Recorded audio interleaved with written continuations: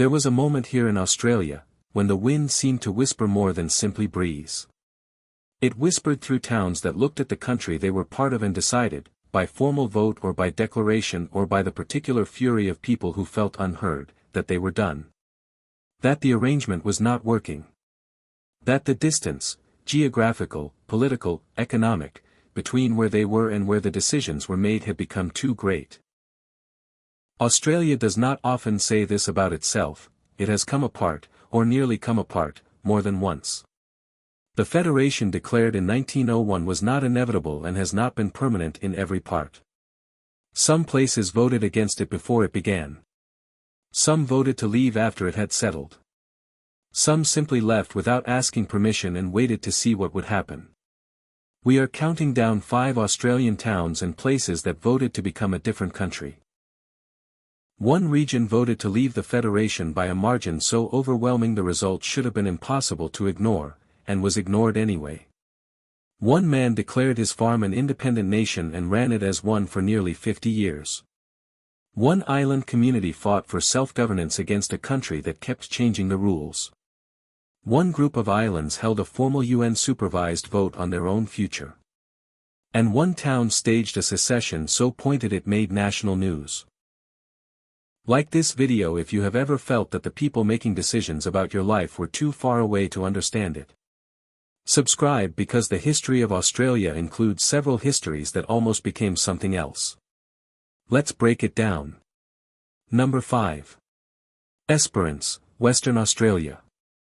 In 2005, the Shire of Esperance on Western Australia's south coast passed a motion seceding from the state of Western Australia. The motion was not legally binding. The Shire did not actually leave.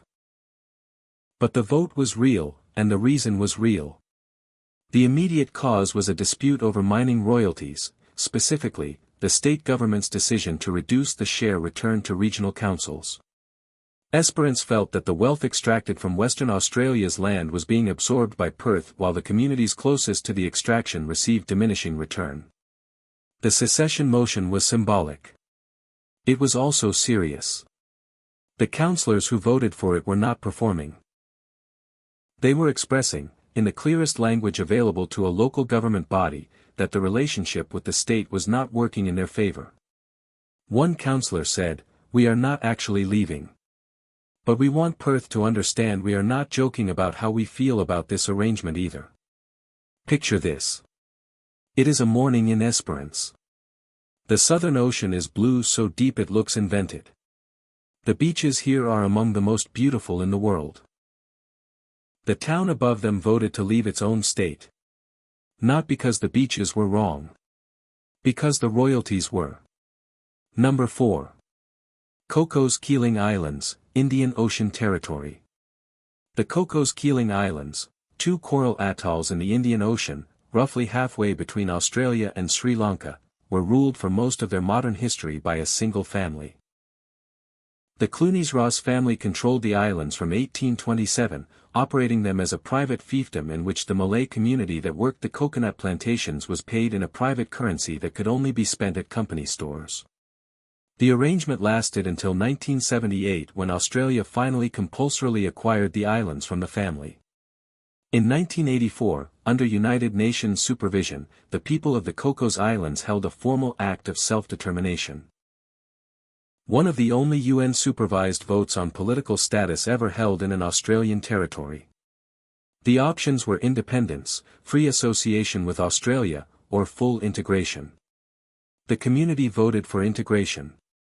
They chose to become fully part of Australia. The choice is worth sitting with. A community that had been governed by a private family for over a century, transferred to a distant government without being asked, was given the opportunity to decide its own future. And chose, having weighed the alternatives, to stay. One community elder said after the vote, "We chose Australia. But we chose it. That is different from having no choice." Picture this. It is a morning on the Cocos Islands. The lagoon is the color of things that have no equivalent on the mainland. The coconut palms that the Clunies-Ross family owned for 150 years move in the trade wind. The people who live here chose to be Australian.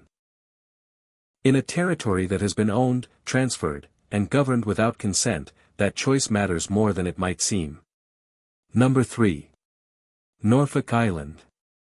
Norfolk Island is a small island in the Pacific, 1,600 kilometers east of Brisbane, with a population of around 2,000, many of them descendants of the Bounty mutineers relocated from Pitcairn Island in 1856. For most of the 20th century, Norfolk operated under a degree of self-governance that reflected its unique history and distance from the mainland. In 2015, the Australian federal government abolished Norfolk Island's Legislative Assembly, the parliament the island had maintained since 1979, and brought it under direct federal administration. The community had not been asked.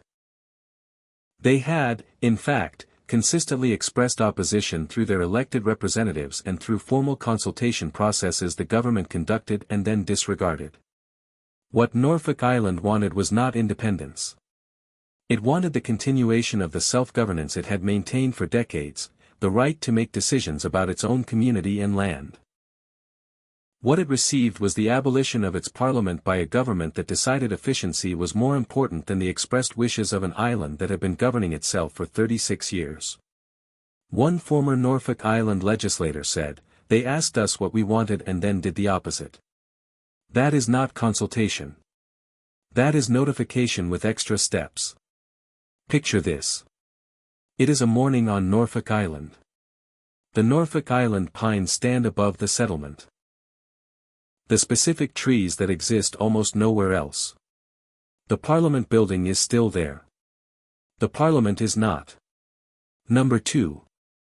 Hutt River Province, Western Australia. In 1970, a wheat farmer named Leonard Castley declared his property in the mid-west of Western Australia, approximately 75 square kilometers, to be an independent sovereign nation. The declaration was a response to wheat quotas he argued were economically ruinous. Having exhausted legal channels, he reached a legal opinion suggesting that the state's failure to respond within a certain period had, under an obscure provision, allowed him to secede. The Australian and Western Australian governments never recognized the Principality of Hutt River. They also never formally terminated it.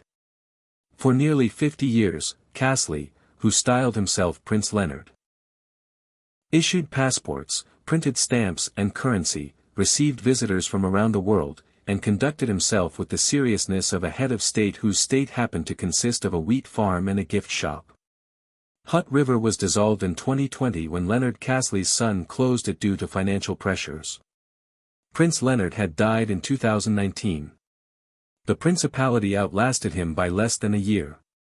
One longtime visitor wrote, "Hutt River was absurd and completely sincere simultaneously. A combination hard to sustain for 50 years. Leonard Castley sustained it. Whether it was a nation is a question about definitions. It was certainly something." Picture this. It is a morning on the wheat plains of Western Australia's Midwest. The country is flat and dry and immense.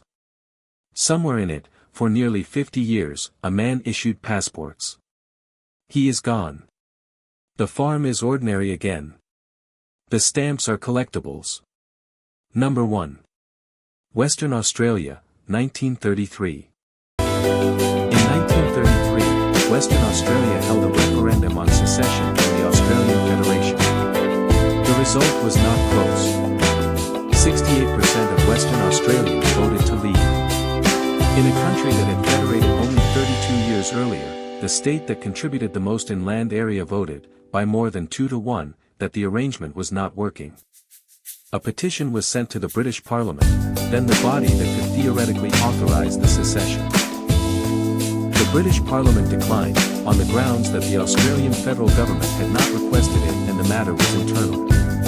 The secession did not proceed. The grievances that produced the vote did not go anywhere. Those grievances are structurally identical to the ones that exist today. Western Australia contributes a disproportionate share of GST revenue. The mining and resources that made Australia wealthy are overwhelmingly in the West. The political weight is in the East. The 1933 vote was not an aberration. It was the clearest expression in Australian history of a tension the Federation was built on top of and has never resolved. One historian wrote, "The 1933 vote is the most important result in Australian political history that everyone has agreed to forget. 2/3 of a state voted to leave the country. The country continued as if it had not happened. In some ways, it still is." And in that quiet hush, beneath the whispering gums, in the towns that voted and were ignored, declared independence and were tolerated, chose to stay and were not thanked, I realized not all shadows hide. Some simply invite us to see. We just counted down 5 Australian towns and places that voted to become a different country. Some were symbolic. Some were sincere. Some changed nothing and some changed everything about how the people involved understood their relationship to the country that governed them. If you could vote on where you belong, would the answer be obvious? Leave it below. If this video showed you something worth seeing, like, subscribe, and share it with someone who needs a different kind of map. We will see you in the next one. This video expresses poetic and reflective storytelling. Historical details are based on publicly available sources. It does not offer political or legal advice.